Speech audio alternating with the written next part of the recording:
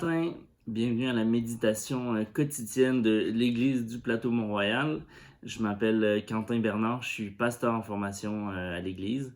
Et c'est ça, ce matin on va lire les Écritures ensemble. Jésus a dit que l'homme ne vivrait pas de pain seulement, mais de toute parole qui sortira de la bouche de Dieu. Et à l'Église du Plateau, on croit que la Bible est la parole de Dieu. Et donc, c'est une nourriture spirituelle essentielle à notre bien-être et à notre croissance spirituelle. Donc ce matin, on va lire le psaume 14 ensemble. Mais juste avant, on va prier.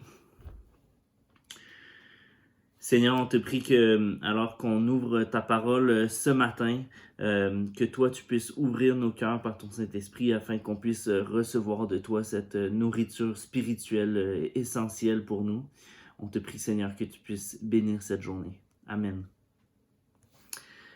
Alors, lisons ensemble le psaume 14. Au chef des chantres de David.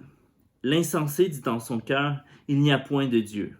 Ils se sont corrompus. Ils ont commis des actions abominables. Il n'en est aucun qui fasse le bien. L'Éternel, du haut des cieux, regarde les fils de l'homme pour voir s'il y a quelqu'un qui soit intelligent, qui cherche Dieu. Tous sont égarés. Tous sont pervertis. Il n'en est aucun qui fasse le bien, pas même un seul.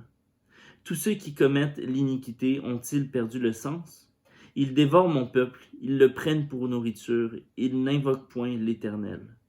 C'est alors qu'ils trembleront d'épouvante quand Dieu paraîtra au milieu de la race des justes. Jetez l'opprobre sur l'espérance du malheureux. L'Éternel est son refuge. Ô qui fera partir de Sion la délivrance d'Israël? Quand l'Éternel ramènera les captifs de son peuple, Jacob sera dans l'allégresse, Israël se réjouira. Alors, la première chose qu'on voit dans ce passage, c'est que Dieu est celui qui donne le standard de justice. Dieu est parfait et on voit que personne ne correspond à son standard. On sait de la Genèse que l'homme et la femme ont péché par nature, on est devenus pécheurs tous par nature et par choix, et personne ne correspond au standard de la justice et de la perfection de Dieu. Et donc, quand l'Éternel regarde du haut des cieux les fils de l'homme, ça dit dans le passage, eh bien, il ne trouve personne qui soit juste, personne qui n'ait même un minimum de bon sens. Comment on sait que c'est pas juste contextuel, que David est en train de parler de Dieu qui regarde un de ses ennemis, un peuple ennemi, puis qu'en fait Israël serait juste ou quelque chose comme ça?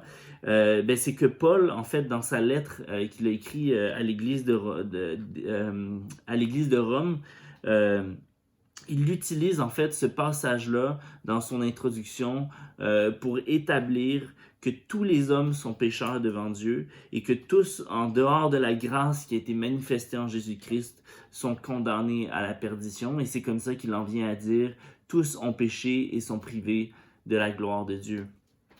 Alors, premier point, il n'y a personne qui soit juste. Qu'est-ce qu'on voit ensuite? On voit le caractère de Dieu qui est à la fois un juge et à la fois quelqu'un qui aime. Où est-ce qu'on voit ça? Au verset 5, on voit que ça nous dit « C'est alors que ils trembleront d'épouvante quand Dieu paraîtra. » Donc, on voit cet aspect-là que le jour où Dieu paraît parmi les pécheurs trembleront d'épouvante. Pourquoi? Parce qu'on sait que viendra le jugement sur ceux qui commettent le mal. Mais en même temps, on peut lire juste après que l'Éternel est un refuge. Alors, comment est-ce que ça peut être le cas? La Bible nous présente l'amour et la justice de Dieu comme deux éléments indissociables de sa personne. C'est ce qu'on appelle des attributs. Et vous savez, des fois dans le christianisme, on peut avoir des gens qui mettent trop d'emphase sur l'aspect de la justice de Dieu au détriment de son amour, ou trop d'emphase sur son amour au détriment de sa justice. Et puis, en fait, l'équilibre entre ces deux doctrines-là il est essentiel. Je suis en train d'apprendre à mon garçon Lévi à faire ses lacets. Et quand je lui fais faire ses lacets, une des premières choses qu'il faut faire avant pour être capable de faire un bon nœud, c'est qu'on tire les lacets, on les serre sur la botte et on regarde la longueur. Est-ce que les deux lacets sont de la même longueur? Parce que si on en a un de 3 pouces puis un de 12 pouces, ben on ne pourra pas faire un nœud qui soit solide.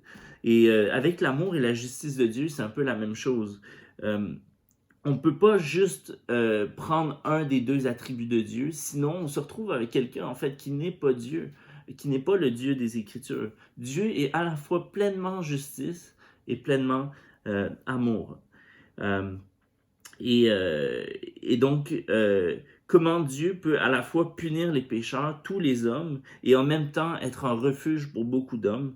Eh bien, Paul nous dit dans l'Épître aux Romains, où il cite justement ce psaume-là, que Dieu prouve son amour envers nous, en ce que lorsque nous étions encore des pécheurs, Christ est mort pour nous.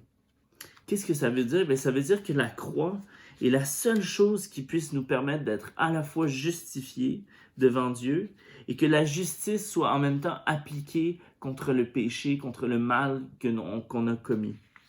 La croix est la seule chose qui puisse permettre à Dieu de nous justifier tout en condamnant le péché.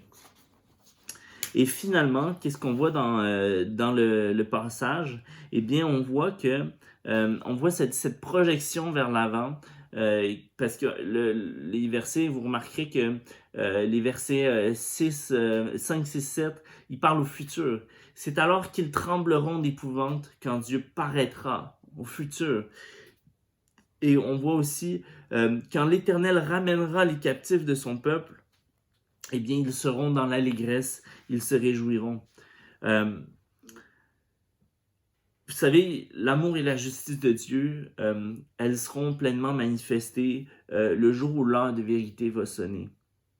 Et ce regard vers l'avenir qu'on voit dans le passage, ben, c'est tout à la fois un avertissement pour ceux qui se seraient pas encore tournés vers Dieu euh, par la repentance, qu'un encouragement en même temps pour ceux qui se sont placés sous la protection de Dieu par la foi en Jésus-Christ.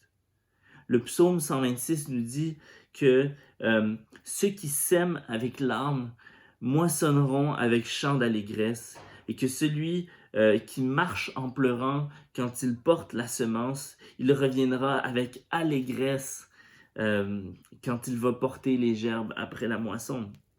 Alors, toi qui écoutes cette méditation ce matin, qui est un chrétien, un enfant de Dieu, eh bien, sois encouragé aujourd'hui. Rappelle-toi que peu importe le prix que te coûte ta marche avec Dieu, le jour viendra où ton juste juge te récompensera par sa grâce pour chacune des larmes, pour chacun des efforts que tu auras déployés à marcher fidèlement avec lui. Alors, c'est ce que j'avais à vous partager ce matin sur le psaume 14, un très beau psaume. Que Dieu vous bénisse tous. Passez une belle journée dans sa grâce.